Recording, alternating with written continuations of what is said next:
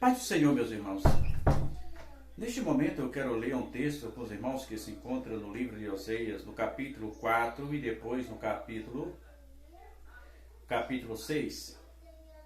No capítulo 4 e o versículo 6 diz assim: O meu povo foi destruído porque lhes faltou conhecimento. Porque tu rejeitaste o conhecimento, também eu te rejeitarei para que não sejas sacerdote diante de mim, visto que te esqueceste da lei do teu Deus, e também eu me esquecerei dos teus filhos. Pulando para o capítulo 6, o versículo 3 também diz: Conheçamos e prossigamos em conhecer o Senhor, como a alva será a tua saída, e ele nos virá como a chuva seródia que rega a terra. No capítulo 6, o versículo 6 diz assim: Porque quero misericórdia e não sacrifício, o conhecimento de Deus mais do que os holocaustos. Observe, irmão, como a Bíblia está falando do conhecimento de Deus. Mas quando a Bíblia fala em conhecimento de Deus, não está falando apenas no ato literário. Eu não preciso só aquela questão literária e você ter aquele conhecimento escatológico, você ter apenas o conhecimento teológico. Não, já a Bíblia está falando de um conhecimento íntimo, de uma aproximação, de saber detalhes, de ser um amigo de Deus. Jesus tinha 12 discípulos e um amigo. 12 discípulos e um amigo. Porque está escrito: a quem João era aquele discípulo a quem Jesus amava, aquele se reclinava no seu peito. Você observa que os outros discípulos, nenhum discípulo ousava perguntar a Jesus coisas tão próximas, tão íntimas como João. A Bíblia diz que João reclinava no peito de Jesus. João era muito mais do que um discípulo, era um amigo próximo a Jesus. Aí você vê o profeta chamando a atenção para o povo que rejeitaram o conhecimento. O meu povo foi destruído porque lhes faltou conhecimento. E nós vemos nos dias atuais essa grande confusão evangélica que há. As pessoas querem servir a Cristo ao seu bel prazer. Fundam uma igreja e juntam um grupo de pessoas que pensam em agradar a Deus, mas agradar do seu modo. Agradar a Deus como no carnaval para Cristo, a passeata para Cristo, não sei mais o que. Não. Jesus nos disse na oração sacerdotal, Pai, lá em João 17, dizendo: Pai, santifica-os na verdade, a tua palavra é verdade. O único meio de edificação do homem é através da palavra de Deus. Está escrito que a fé vem pelo ouvir e ouvir a palavra de Deus. Os hinos que ouvimos maravilhosos nos desperta, como tem hino que alegra a nossa alma, o nosso corpo. Mas ele não edifica. Ele nos desperta, é alguma coisa passageira, é alguma coisa que é momentâneo, mas a palavra não. A palavra é uma semente que você planta, que anos depois pode brotar. Então precisamos ter esta base, quando ele diz: o meu povo foi destruído porque lhes faltou conhecimento. Então, quantas coisas as pessoas fazem para agradar a si mesmas, não a Deus.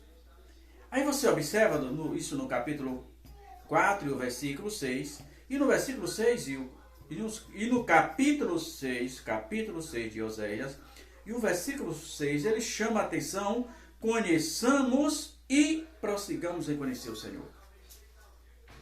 Aí ele vai mostrando como é este conhecer. Não basta saber que Deus existe. Não basta saber que Deus é bom, que Jesus é maravilhoso. Não basta saber que Jesus morreu na cruz do Calvário e ressuscitou ao terceiro dia e está à destra de Deus. Isso é maravilhoso, mas não basta. Não basta ir para a igreja todos os dias, dar dízimos e oferta. Não basta cantar, louvar. Nada disso salva. A salvação é uma decisão que você precisa sentir no seu coração. Você precisa deixar essa vida. Você precisa pedir. Lembra que está escrito lá no Pai Nosso? Tem uma parte que diz assim: Pai Nosso que está no céu, santificado seja o teu nome. Venha a nós o teu reino. Observe que esta expressão é de uma profundidade imensurável. Ele diz: vem a nós o teu reino. Teu reino, ele está dizendo, acrescenta as tuas fronteiras e chega até mim como domínio. Eu serei teu servo, eu serei teu escravo e tu serás o meu rei. Então, quando eu estou ali observando o Pai Nosso, vem a nós o teu reino, a pessoa quer se entregar, quer passar a fronteira de si mesmo. Entregar-se a Jesus para o domínio de Jesus. O reino é domínio. Aí daí para frente ele diz: seja feita a tua vontade assim na terra como no céu, porque aqueles que estão debaixo dessa proteção do Senhor devem confiar no Senhor plenamente.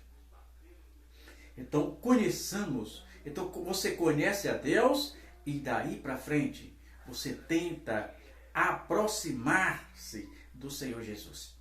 A cada dia que você vai se aproximando de Cristo Jesus, Ele vai se revelando aos poucos para você. Imagina que você vai a um oftalmologista fazer um exame de vista, eles colocam uma lente em você e ele vai regulando aquela lente e pergunta: o que você está vendo? Você diz: eu estou vendo aqueles números lá, eu não estou identificando direito. Ele troca a lente e diz, aí você diz: talvez seja um A, talvez seja um B, e ele vai trocando a lente até que você tenha uma visão perfeita.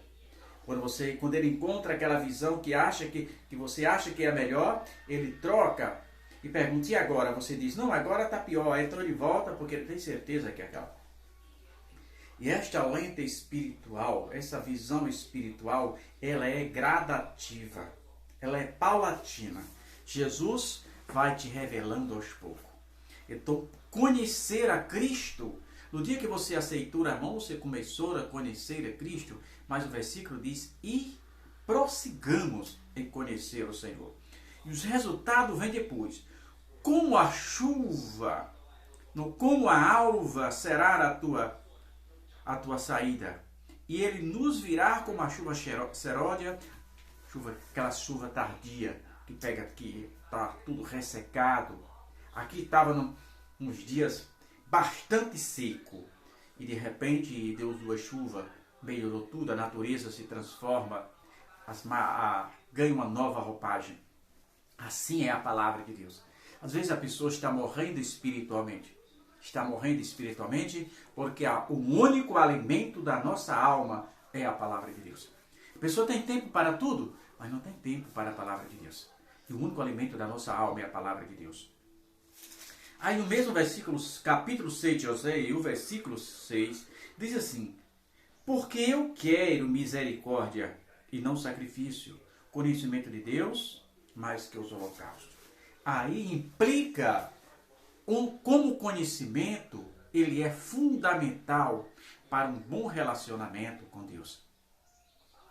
Quando você tem esse conhecimento, quando temos esse conhecimento, nós procuramos meios de agradá-lo a Deus. Nós começamos a nos despojarmos de nós mesmos, tirar aquelas arestas, né? E pedir a Deus para que vá nos moldando, para que vá nos acomodando segundo o seu querer e a sua vontade. Perfeito nunca seremos, mas relapso é uma questão de escolha. Ser perfeito é uma coisa, ser relapso é outra. Então ele diz que o conhecimento de Deus é mais do que os holocaustos. Tem gente que peca sem saber que é pecado, por falta de conhecimento. E tem outros que acham que é pecado e que não é pecado, também por falta de conhecimento. Tem outros que, com base em algum versículo, acha que se ele for orar em cima de uma montanha, ele será mais ouvido. Ele diz: olha, pode pedir que eu aqui vou orar por você, eu estou aqui em cima de uma montanha. Como que aquela montanha fosse importante. Como que o ambiente importasse na resposta da oração. Então, por quê? Porque não importa aonde você esteja. O que determina a resposta da sua oração é a sua intimidade com Deus. Observe que Jesus disse, quando for orar, Jesus disse aos discípulos, entra no teu quarto, fecha a porta, isso é, para não ter interferência de ninguém. Fala com teu pai em segredo ou em secreto. O que é isso? Jesus disse, não precisa falar quando quiserem falar comigo. Fecha os teus olhos, abre o teu coração, se derrama, conta suas queixas, suas lágrimas, que eu estou pronto para te ouvir. Não é os gritos, a altura da voz, se é alto e bom som ou se é em silêncio, não vai interferir. O que vai interferir na resposta das suas orações é a sua vida íntima com Deus. É o seu relacionamento com Deus. Ver que Deus tinha uma intimidade com Abraão tão grande, apesar de Abraão sair do meio de um povo incrédulo, daquele que não sabia bem o que estava fazendo. Em um certo momento, antes de destruir Sodoma e Gomorra, Deus disse assim, ocultarei eu alguma coisa ao meu servo Abraão? Tenha, irmão, um lugar para falar com Deus. Marque um encontro com Deus. Separe um tempo da sua vida para Deus. Que Jesus te abençoe, te proteja, te guarde, te ilumine. E lembre-se que o lugar aonde você vai orar não tem como interferir na resposta das suas orações. A resposta das suas orações depende da sua intimidade com Deus. Este é um dado real que merece toda a credibilidade. Bom dia, na paz do Senhor.